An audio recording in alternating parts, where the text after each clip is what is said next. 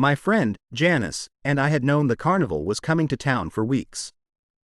She tried to get out of the cramped trailer she lived in with her parents as much as possible to avoid her alcoholic father. My father worked so much to try to make ends meet that he barely noticed me anyway, and my mother was sick with cancer, a skeletal figure who lay in her room dying in front of a constantly flickering TV. My little brother, Brent, who, at 9, was 2 years younger than me and Janice, followed me like a lost puppy, begging me to come to the carnival with us. Finally, a few minutes before we left, I acquiesced. We met Janice under the brightly lit sign curving overhead. It read, "Pogo's Carnival and Rides." People streamed in and out in packed crowds, pushing past us as the dusk crawled in overhead. I saw Janice had a nasty purple bruise on her left arm in the shape of a hand. She saw me looking and nervously pulled her sleeve up to her wrist. "What happened?" I asked. She shook her head. "I just fell off my bike," Janice responded coldly, not meeting my eyes. "You sure do fall a lot," I observed. She gave me an icy glance as we headed toward the ticket booth. "It's because girls can't ride bikes," Brent exclaimed sagely. I had saved my allowance money for weeks to be able to come to the carnival. I pulled out the wad of crumpled $1 bills from my pocket, counting them out and handing them to the tattooed man behind the glass partition. He waved us through, and with that, we were inside. The three of us stopped to get friendo and slushies on the way to the rides. In the no-man's land between the food stands and the rides, there was a line of tents stretching out in both directions, most of them covered in brightly colored canvas. One of them caught Brent's attention instantly. It said, "Rosemary's Tarot," and had an enormous blown-up picture of the hanged man in front of it, his face radiating a beatific light as he hung suspended upside down on the cross. "I want to see the future," Brent exclaimed excitedly, hopping up and down as if trying not to wet his pants. "Can we go?" I nodded. Janice rolled her eyes. "Those things are all scams," she said. "It's just like fortune cookies. All they do is say stuff so vague that it could apply to nearly anyone." But she followed us inside, past the purple covering of the tent and into an inner chamber lit by hundreds of black candles formed in a semicircle around the perimeter. An old woman with a face like a withered raisin sat there, staring up at the ceiling with glazed, faraway eyes. She looked at me when she heard the jingling of the change in my pockets, but at the same time, it seemed that she looked through me. "Good evening, children," she said in a voice as dry as old leather. "Have a seat, and let's see what the stars have in store for you." Nervously, the three of us sat in front of the woman. I handed her a ticket. She inspected it for a long time with her owlish blue eyes before secreting it away in an inner pocket of her many shawls. She pulled out a very old, very worn deck of tarot cards, placing a thin hand carefully on top of them. Her eyes rolled back in her head. In a strange, wavering voice, she droned, "Oh spirits, let us see the true nature of all things. Let us show these little ones what hides behind the veil." She pulled the cards out, placing them on the table before us in a cross shape, her eyes widening with each one. "Oh, children, I am sorry to say the stars are not in your favor. There are great trials in store for all of you," she said, her eyes hooded and unreadable as she flipped over one card after another. "The Devil card. It shows that you will be tempted by a powerful spirit. You must not be led astray. Do not throw away your immortal soul for a few moments of folly. The Death card shows that you will have a radical change in your life. But death is not only an end." She flipped over the rest of the cards faster and faster, her eyes flying open as she stared down at them. She inhaled sharply. "All of you children are in great danger," she said, all the blood draining from her face. With trembling fingers, she massaged her temples, running them in slow circles over her forehead. "I have never seen such horrific omens for such innocent little ones. Beware of those who come to you wearing masks upon masks." At that moment, a loud crack reverberated through the air, as if a firework had just exploded outside the tent. A long moment of deathly silence followed it. Then the screaming started. "Call an ambulance. A woman screamed in a high, shrill voice ringed with panic. "Oh my God, someone help him." My brother, Janice and I jumped up at the same moment, running out of the tent to see the cause of all the commotion. The old woman yelled something after us, her thin, trembling hands still held over her worn tarot cards, but we ignored her. There was a crowd gathered around a tent across the way with the face of a grinning clown plastered on the front of it. The people murmured in a soft voice as two security guards came speed-walking over, their faces pale and covered in sweat. One of them raised his hands, trying to push the people back, but they milled around like sheep with open mouths. "A man just shot himself back there," one of the security guards yelled over the single voice of the crowd. "You all need to back up. This is a crime scene." Off in the distance, I heard the faint wailing of sirens. There was a break in the crowd. Under the bright glare of the carnival's lights, I saw the body of the man. Half of his face was gone, just a ragged patch of bloody, glistening muscle and bone. His right eye was missing, but his left still stared up blindly at the mannequin of a clown wrapping a rope around the plastic body of a young boy. "The rope trick," blood-red letters exclaimed overhead. I looked above the grinning face of the clown on the outside of the tent, seeing what kind of spectacle it advertised within. Pogo's serial killer memorabilia, it read. "See the original VW bug of Ted Bundy. Behold the actual rope John Wance Gacy used to strangle his victims. Look at Lawrence Bittaker's real pliers, still covered in his victim's blood." The security guards pulled a crying woman from the tent. She looked shell-shocked, her wide, unseeing eyes sweeping over the crowd over and over. She kept muttering to herself. "He said he would bring him back, healed," she wailed in a stream of insane gibberish. "He promised." The police came in a few minutes later, pushing people aside in their rush to get to the man. I saw paramedics trailing after them. Brent was jumping up and down excitedly, trying to see.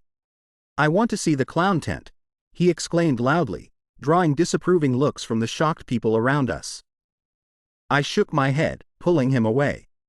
Janice followed close behind me. "There's a dead guy in there," I said.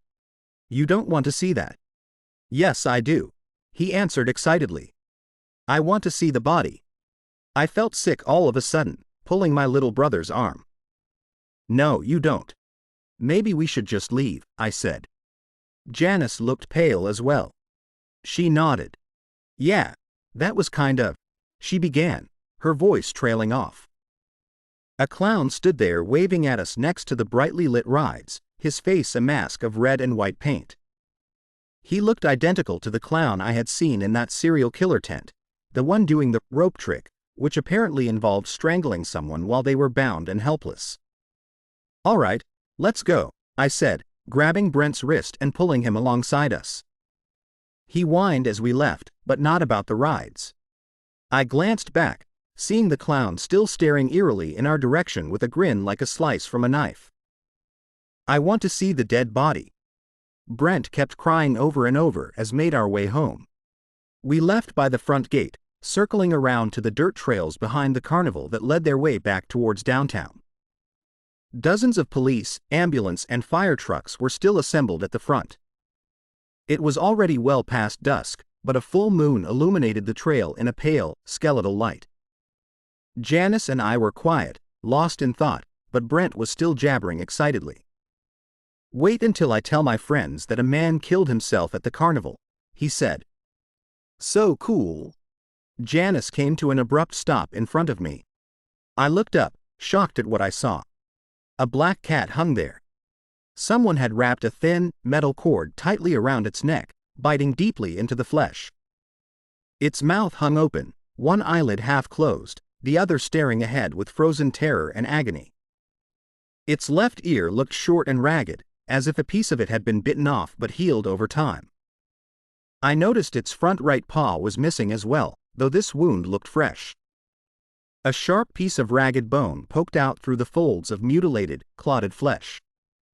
"Oh no," I whispered, feeling sick and weak staring at it. I looked over at Janice, seeing the same horror reflected on her face. Her bright blue eyes had started to tear. I watched as a silvery tear wound its way down her cheek.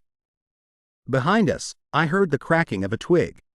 I turned, seeing a brightly dressed clown standing there. Red hair stuck up in points far above his wide, friendly face. Even through the striped blue and white clown suit, I could see he was extremely fat with squinty, pig-like eyes. White makeup covered his head, with red paint accentuating his eyes and mouth in sharp points. He looked eerily similar to the clown that had been waving to us, but I couldn't be sure if it was the same one. The clown's excited grin faltered when he saw the dead cat hanging there, swinging from side to side in the light breeze. "Why would you children hurt such a helpless little creature?" the clown asked in a deep, raspy voice. "Do you children have no compassion for the small and defenseless?" He slowly ambled towards us, his extra long red shoes thudding against the ground. His dark eyes narrowed into angry slits. I thought the clown would smack me in the face for a second, but instead, he only stood there. A moment later, he leaned forward.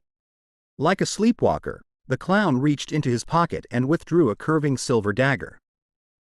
I backed away, afraid he would cut my throat, but he just walked past us. He neared the cat, slicing it down with practiced ease. I heard the blade whip through the air and the wet thud of meat as the cat's rigid body hit the carpeted floor of leaves. The clown lifted the rope, swinging the dead cat in his right hand from side to side, staring fixedly at the three of us. "What's your name, kiddos?" he rasped, his painted face still grim and unsmiling. "I'm Max, and this is my brother Brent, and this is Janice," I said, taking a small step away from this strange figure. The clown leaned forward, the cat bobbing in a wide arc around his feet, its blue tongue sticking out of lips that looked like they might have been silently screaming.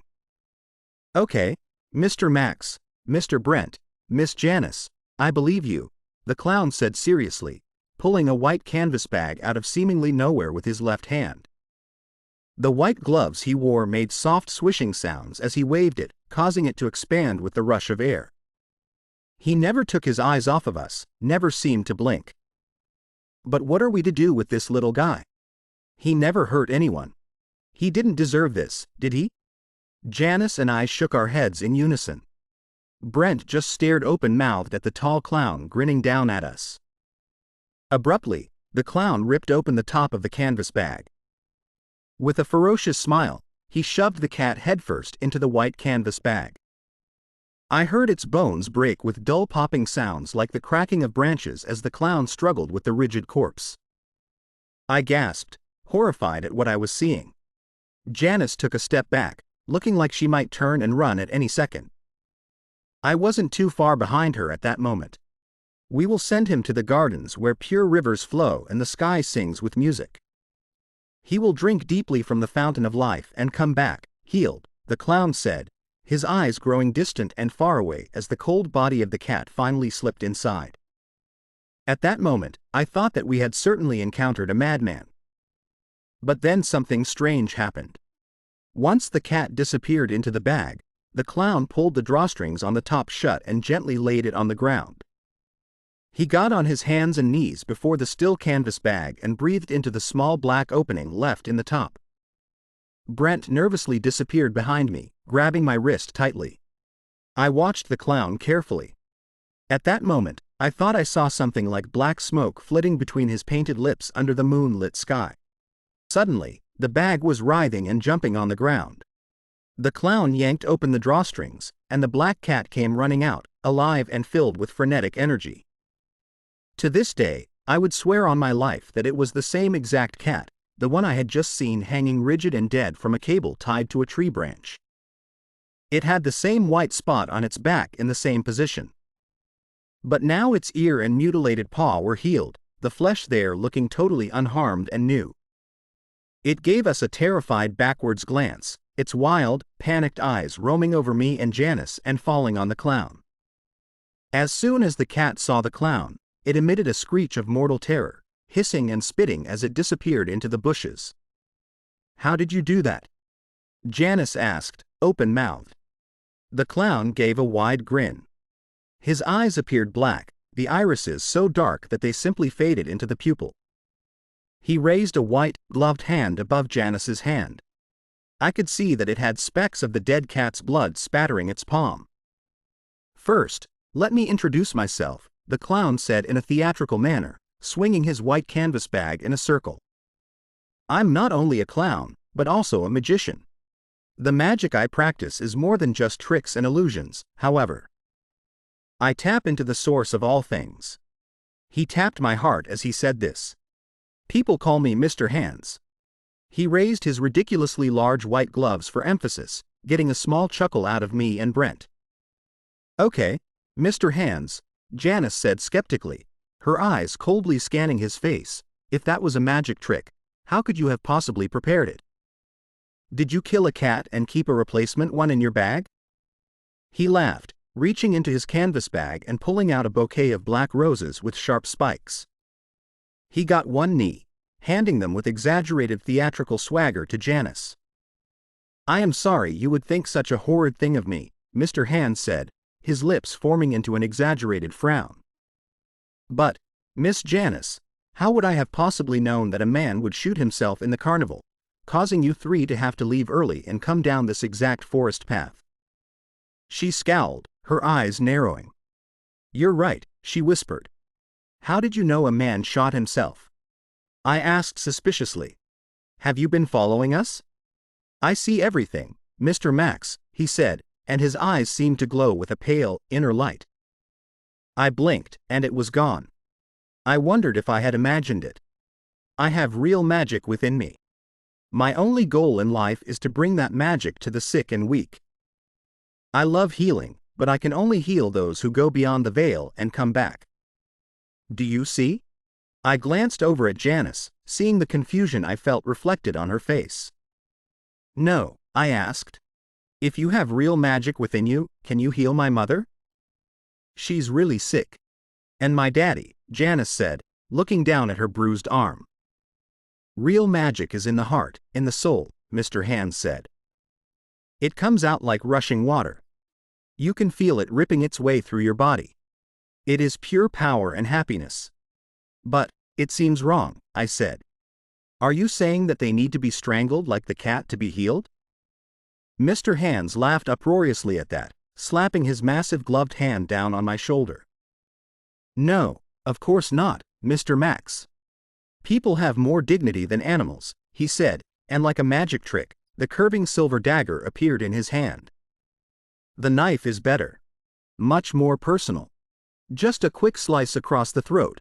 He drew a long finger across my jugular at this, "and then I'll bring them back, totally healthy and healed, just like the cat.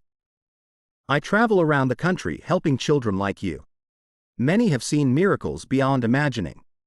"I'll do it," Brent whispered next to me, his eyes wide and hypnotized. He held out a small hand to the clown. With a grin like a knife blade, Mr. Hands placed the dagger into Brent's palm. "No, Brent!" I yelled, jumping forward to stop him, but I felt a hard shove from behind. I went flying forward, my head slamming hard into a rock. I groaned, feeling the air get knocked out of my lungs in a great whoosh. As clouds of blackness descended over me, I saw Janice standing over me, her eyes wild and scared like those of an animal's, her lips set in a grim line of determination. I awoke in the darkness, feeling something cold and sticky on my forehead. I raised my head gingerly to my temples, wincing. When I drew them back, they were covered in slick spots of scarlet. For a long moment, I lay there without thoughts, wondering how I had gotten here on this dark forest trail. Then my memories came rushing back. I inhaled sharply as I remembered Mr. Hands. I quickly pushed myself up, my head swimming. A splitting migraine worked its way down my skull, but I stumbled forward, pushing myself towards downtown where Brent and I lived. Janice lived in the same trailer park, only a few rows down, so I hoped I would be able to stop both of them before something horrible happened. I didn't know exactly what Mr. Hands had planned, but I didn't trust that sharp smile or those gleaming eyes. I saw the lights in the distance, and with the last of my strength, pushed myself in a blind sprint towards my home. I sprinted through the trailer park. Normally, people would have been outside, drinking or smoking or sitting and talking, but tonight, it looked totally deserted. Janice's trailer was on the outskirts of the park. I hoped against hope I would find her and Brent there and be able to talk some sense into them. They seemed to follow Mr. Hands like sleepwalkers. I flung open the door, smelling the rank odor of old beer and stale cigarette smoke. The entire place looked as dark as death, except for a flickering TV in the far room. Terrified, I whispered into the shadows. "Janice? Brent?" I said. I had a little flashlight attachment I always kept on my keychain. With trembling fingers, I pulled it out, shining its weak, pale beam around me.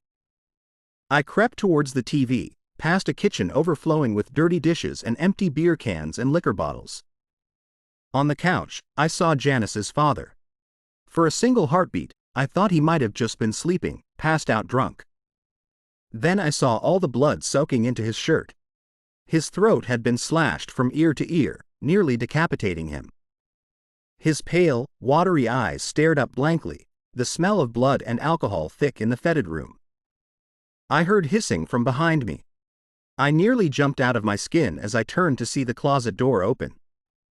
Hundreds of pale, skeletal hands emerged from it, creeping towards me on emaciated arms that lengthened and stretched. A scream caught in my throat as I backpedaled, afraid to look away from the monstrous scene. The closet swirled with black shadows.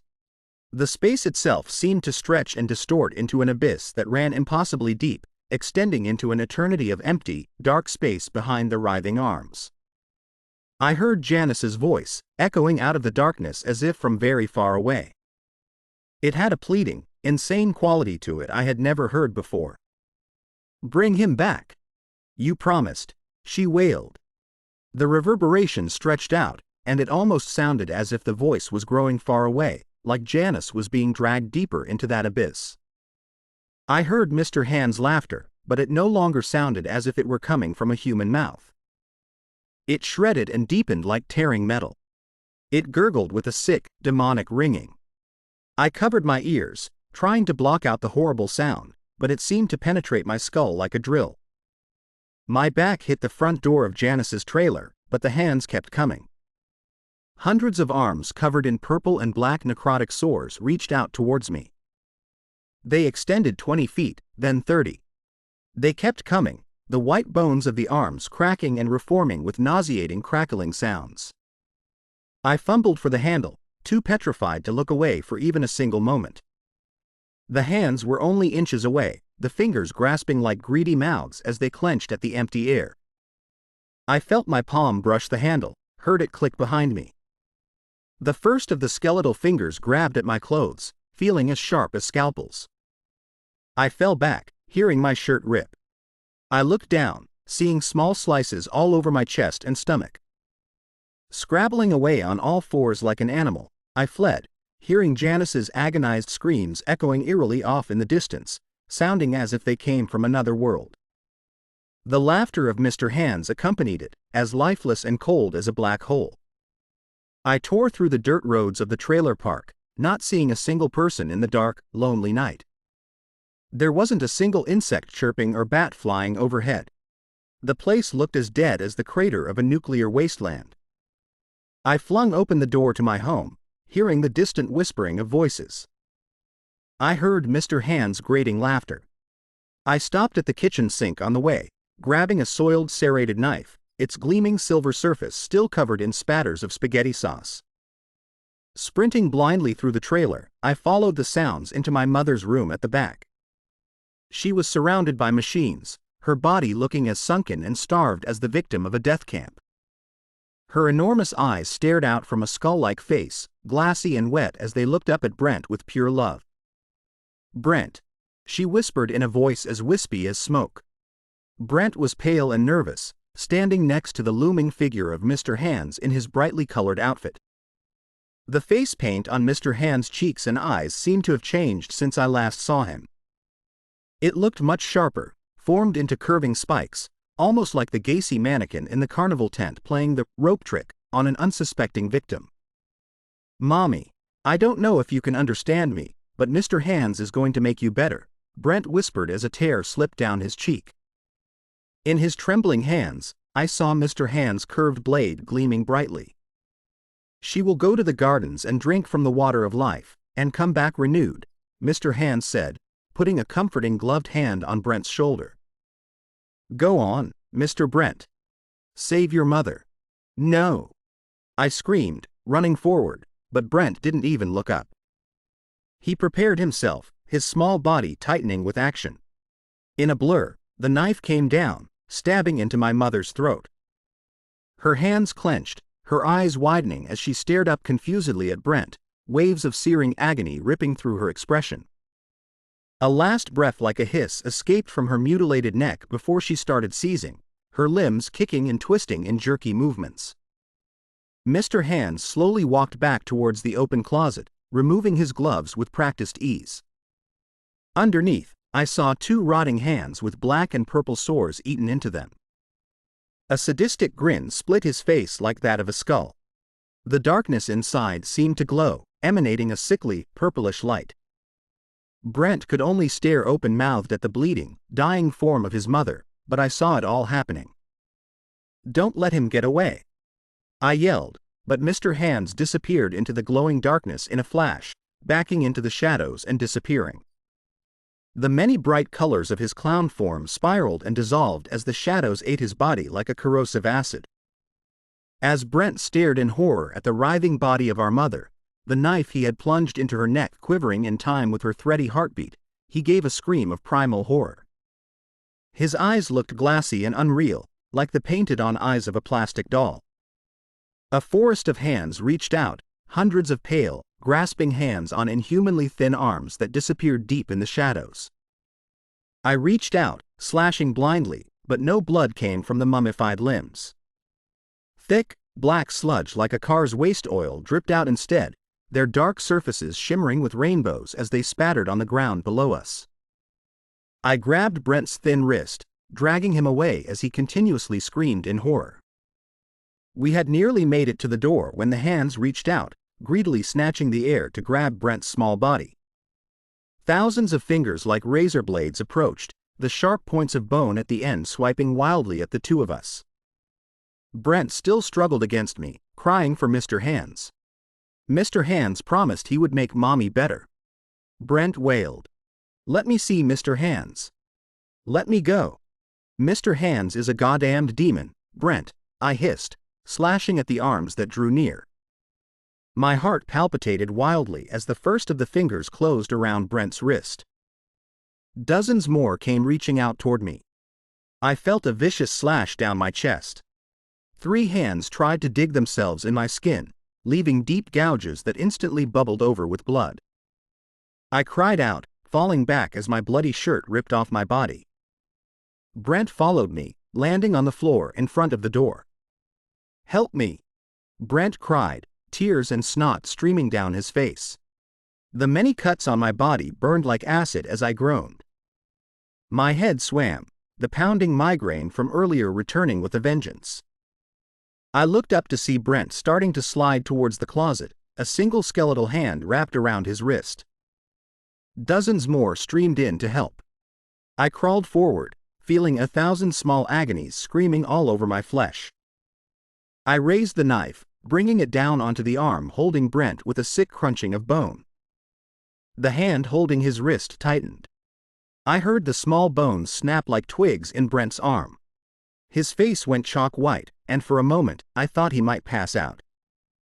As the inhuman arm spurted black blood, I dragged Brent towards the front door, both of us covered in blood and injuries. His hand hung limply from his arm at a sick angle.